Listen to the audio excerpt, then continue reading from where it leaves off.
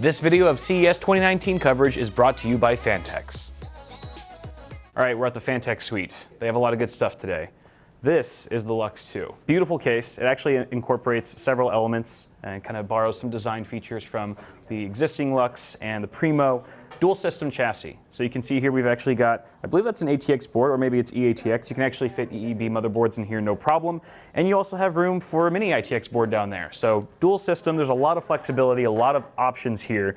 You can actually mount two 480s and two 360 rads in here at the same time. It's absolutely ludicrous. You can see here the whole system has been custom water cooled. You actually have options for vertically mounting both GPUs if you want to, and I love the fact that they're both triple slot. So it actually puts the card a little bit further away from the glass panel. Beautiful tempered glass panel. I believe it's held in place with some magnets, as well as the option to screw it down. I should also mention this is a prototype case. So if you guys have any feedback, feel free to drop it in the comments. I'm sure Phanteks will read all of them. We also have some really nice mesh here. It's actually a fabric mesh that we actually saw at Computex earlier last year.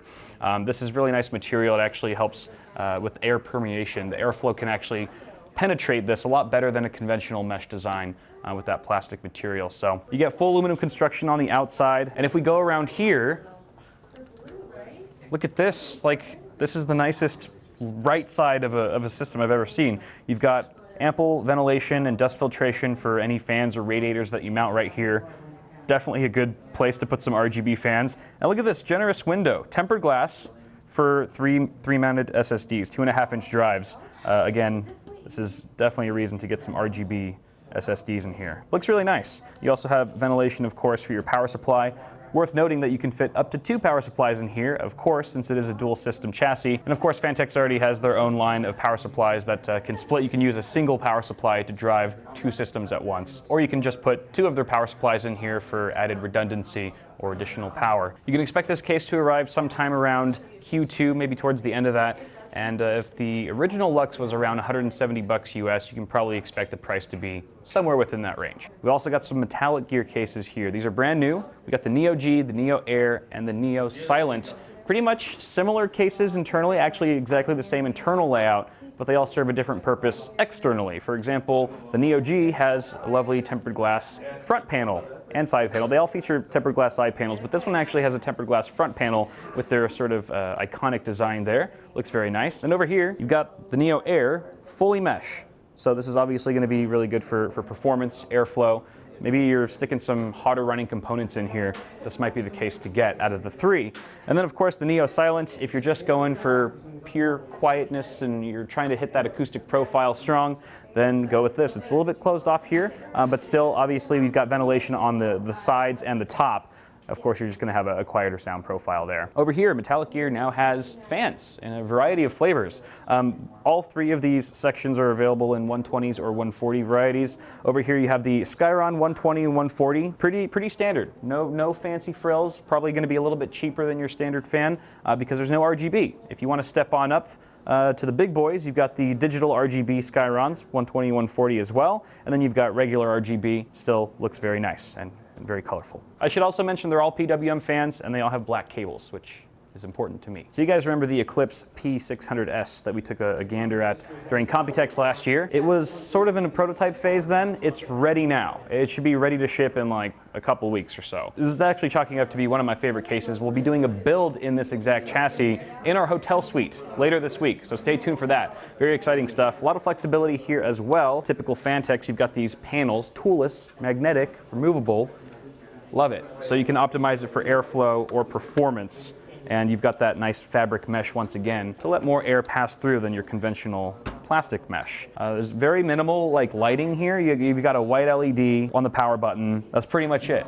I kind of like it. I'm digging it. You've also got a tempered glass side panel with that lovely magnet. And inside you can see with this the AC, the anthracite gray, they've actually continued the color, not just on the inside, or not just on the outside, but on the inside as well. And then tons of room for activities. It does come with 2 140s at the front and another 140 at the back. All typical great Phanteks quality fans there. And this is, again, the same interior layout that you'd find with the Evolve X, which is a slightly higher end case. It's got RGB and all that stuff, but this definitely gets the job done. The other thing that they didn't have at Computex was other colors. So you just saw the gray one over there, black and white, looks really nice as well. And you can just sort of see, if you come over here, just like the different use case scenarios you can use with this chassis, how they have kind of a server. They kind of have a server set up here with all the drives. You can fit tons of mechanical storage in here. And obviously the other one we just looked at was more of a gaming-centric system. So the possibilities are seemingly endless. And of course, just like the Evolve X, you've got room for a mini ITX system up there as well. You probably want to pop this top panel off because we've got an AIO that could stand to breathe a little bit, but options, tons and tons of options. And of course, black. Black is classic.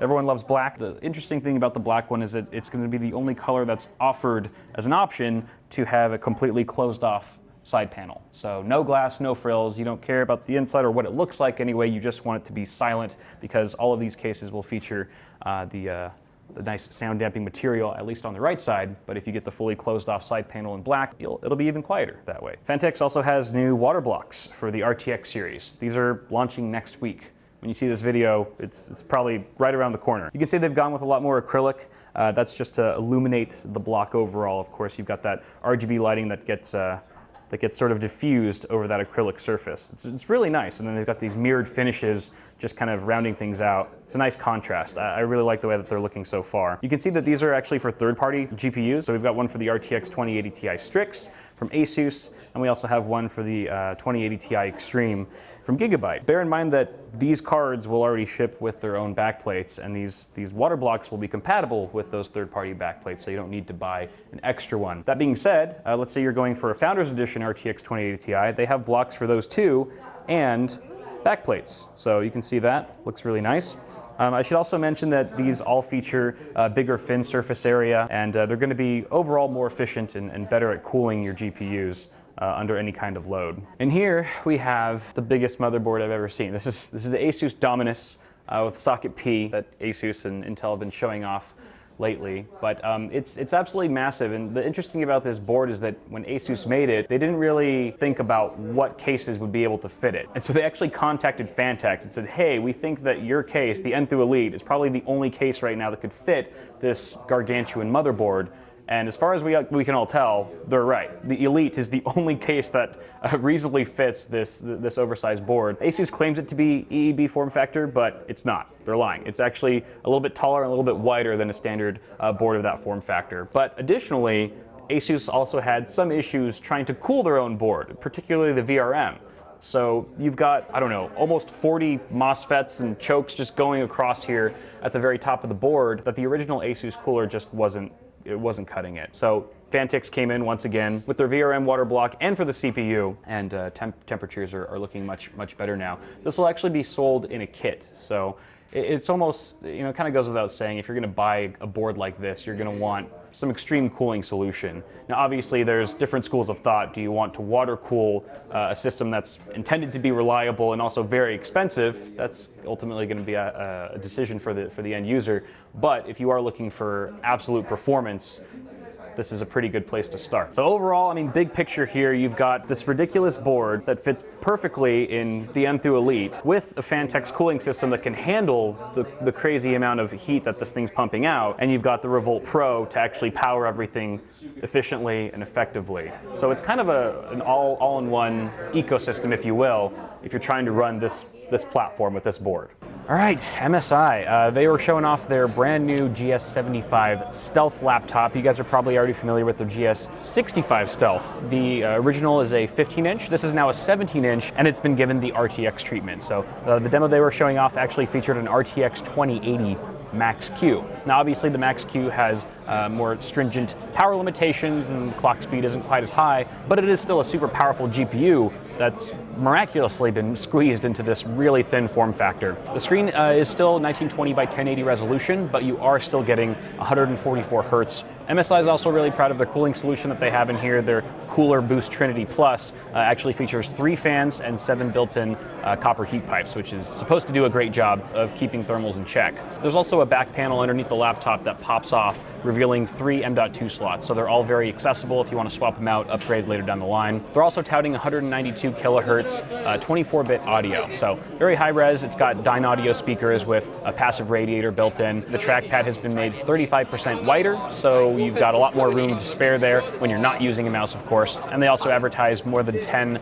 multi-finger gestures just to make life a little bit easier. You get 8 hours of battery life still. That's for productivity, of course, with light web browsing and Word documents and stuff like that. If you're gaming, it's going to be a different story. They didn't actually advertise how long you have if you're in the middle of a firefight. Additionally, we don't know the price. Of course, it's going to be a pretty penny. It is their flagship model in that thin and light series. However, we can expect it just around the corner at the end of this month here in January. So keep your eyes peeled for that. All right, so we're at the Corsair suite now, and they have a lot of cool stuff. The first thing I checked out was their new line of RGB Dominator Platinum DDR4 memory. It's available all the way up to 4800 megahertz, which is blazing fast. These RAM sticks look great. They're sort of a matte black, very stealthy looking, but the lighting is super bright. And the reason why is because they've done something really cool with the actual LEDs. The diodes themselves that you see on a regular LED strip, there's a bunch of stuff going on around each of those diodes. It's got a lens, it's got a housing, it's physically soldered to the strip itself. Corsair actually did away with all of that and instead just took the diode and surface mounted it to the substrate. So you can actually fit a ton of diodes into a very small space.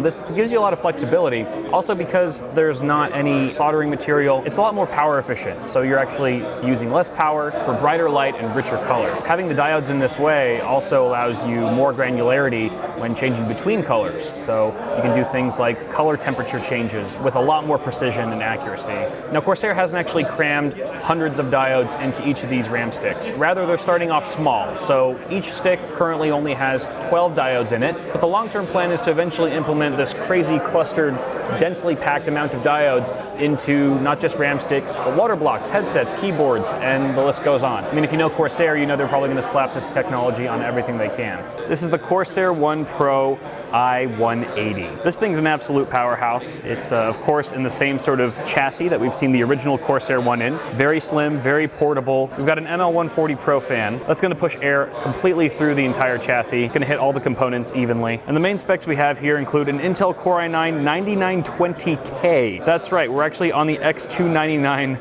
platform. It's rocking an ASRock X299E ITX AC custom motherboard, along with, get this, a GeForce RTX 2080 Ti Ducla. Both the CPU and the GPU are fixed with Corsair's in-house liquid cooling solution for ultimate cooling potential. You also get a quad-channel 32 gig kit of Corsair Vengeance SO-DIMM DDR4 2666, 960 gig NVMe M.2 drive, 2 terabytes mechanical storage, and one of Corsair's SF 750 watt power supplies. No word on pricing, but it's probably going to cost more than your car.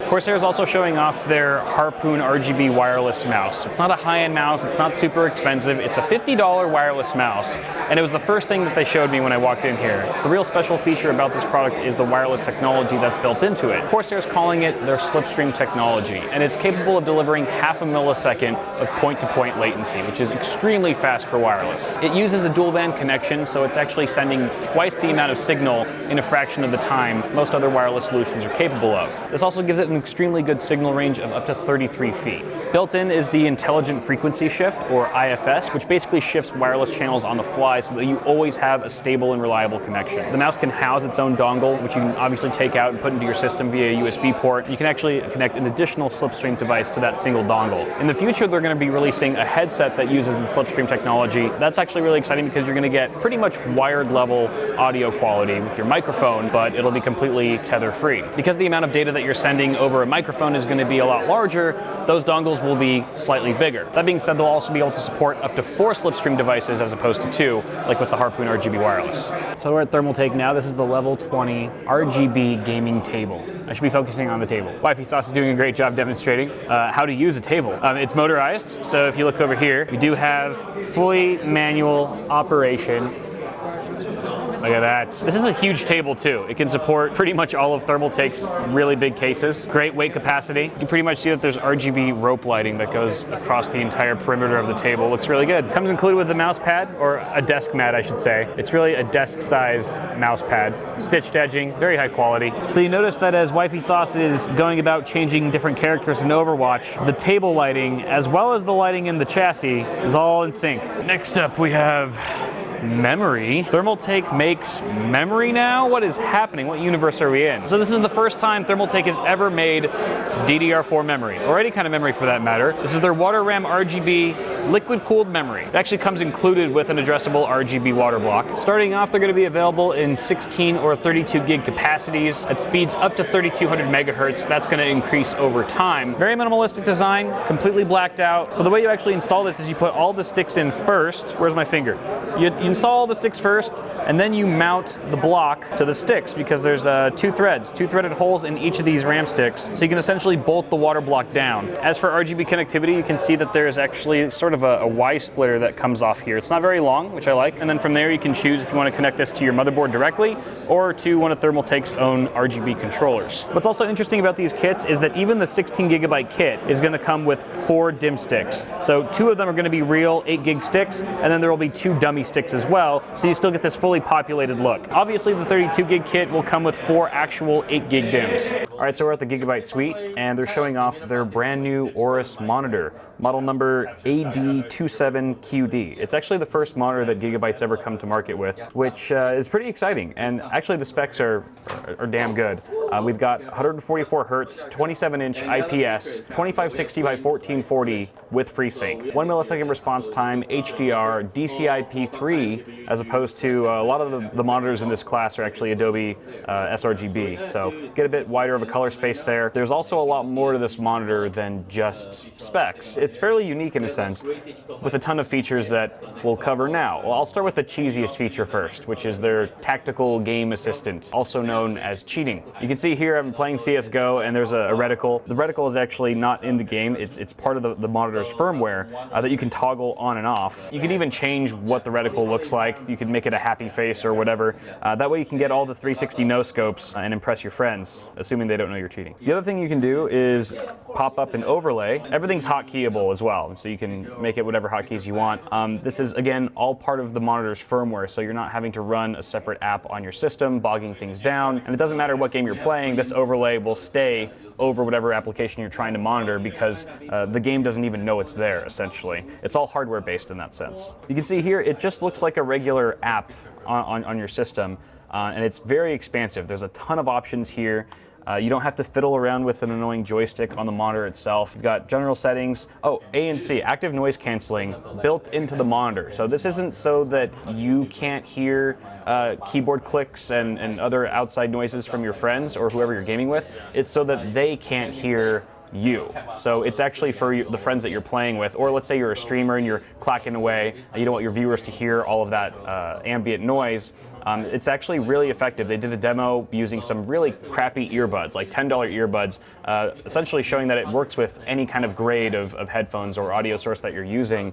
And with the active noise canceling enabled, I could not hear the blasting music or the massive keyboard clacking that the demonstrator was actually doing, literally less than a foot away from his mic. It was really impressive. At the same time, I could hear his voice crystal clear. I've actually never really experienced any kind of ANC technology like this before, at least in a demo form, especially integrated into a monitor. I think it's one of the most unique features about this panel that really sets it apart from other panels in its class. And also, the build quality of the panel itself is probably top of the line. It beats out my Predator X34. The entire base and the stand itself is metallic. There's like hardly any plastic on the panel. It just feels heavy. It feels like a really good solid panel. They also have a feature called aim stabilizer, which my high level understanding is that it injects a black frame at various intervals, depending on what your frame rate is, to trick your eyes into seeing a smoother image. So when you're firing and you're looking at bullet holes going all over the walls,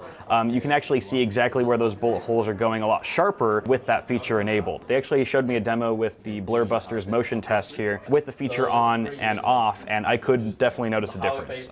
It's objectively better with the aim stabilizer enabled. Now, just to reiterate, this is a FreeSync panel. I did ask Gigabyte if they had plans to release a G-Sync model in the future, and they kind of gave me one of those like wink wink nudge nudge nods and stuff, so I guess that's a yes.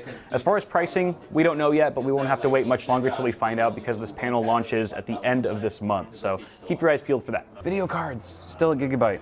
They have a bunch of RTX 2060s here, so you get that full suite of RTX technology and some pretty decent performance. If you guys watch my review, you know that the Founders Edition card that I tested was pretty much on par performance-wise to a GTX 1070 Ti. And 1070 Ti's right now can't be had for less than $400. So if this can actually launch at its rated MSRP of $349, it's actually a pretty good deal. IMO. So let's take a look at some of these cards here. They've got 4 of them on display, starting with the RTX 2060 Mini ITX OC, 6GB card. Actually, all these cards are featuring 6 gigs of GDDR6 memory.